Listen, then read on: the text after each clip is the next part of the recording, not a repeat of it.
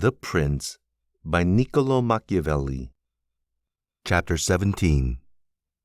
Concerning cruelty and clemency, and whether it is better to be loved than feared. Coming now to the other qualities mentioned above, I say that every prince ought to desire to be considered clement and not cruel. Nevertheless, he ought to take care not to misuse his clemency. Caesar Borgia was considered cruel. Notwithstanding, his cruelty reconciled the Romagna, unified it, and restored it to peace and loyalty.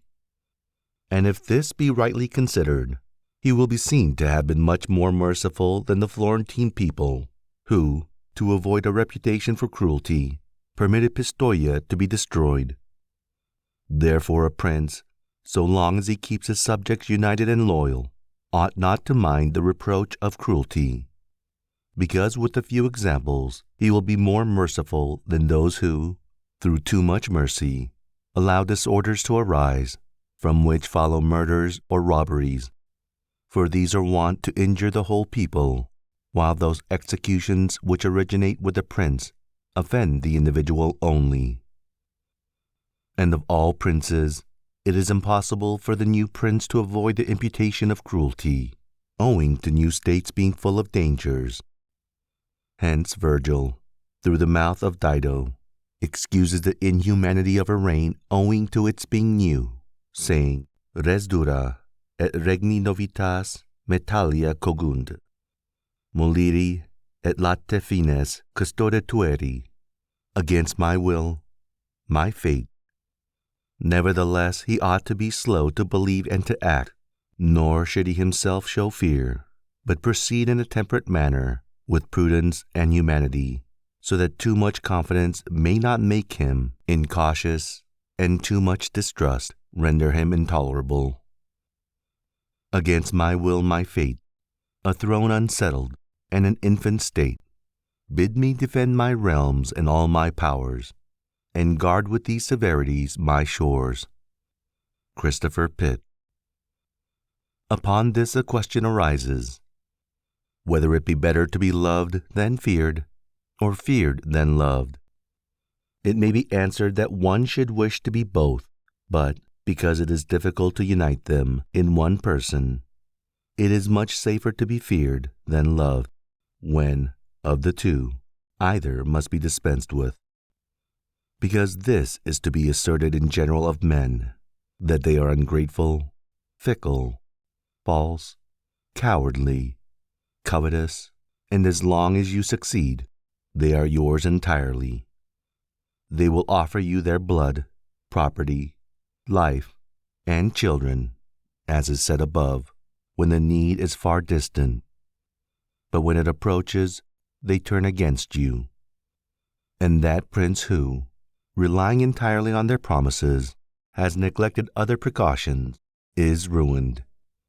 Because friendships that are obtained by payments, and not by greatness or nobility of mind, may indeed be earned, but they are not secured, and in time of need cannot be relied upon. And men have less scruple in offending one who is beloved than one who is feared. For love is preserved by the link of obligation, which, owing to the baseness of men, is broken at every opportunity for their advantage. But fear preserves you by a dread of punishment which never fails. Nevertheless, a prince ought to inspire fear in such a way that, if he does not win love, he avoids hatred, because he can endure very well being feared, whilst he is not hated, which will always be as long as he abstains from the property of his citizens and subjects and from their women. But when it is necessary for him to proceed against the life of someone, he must do it on proper justification and for manifest cause. But above all things, he must keep his hands off the property of others, because men more quickly forget the death of their father than the loss of their patrimony. Besides, pretexts for taking away the property are never wanting. For he who has once begun to live by robbery will always find pretexts for seizing what belongs to others. But reasons for taking life on the contrary, are more difficult to find and sooner lapse. But when a prince is with his army and has under control a multitude of soldiers, then it is quite necessary for him to disregard the reputation of cruelty, for without it, he would never hold his army united or disposed to its duties. Among the wonderful deeds of Hannibal, this one is enumerated: that having led an enormous army, composed of many various races of men, to fight in foreign lands, no dissensions arose either among them or against the prince, whether in his bad or in his good fortune. This arose from nothing else than his inhuman cruelty, which, with his boundless valor, made him revered and terrible in the sight of his soldiers. But without that cruelty, his other virtues were not sufficient to produce this effect. And short-sighted writers admire his deeds from one point of view, and from another condemn the principal cause of them.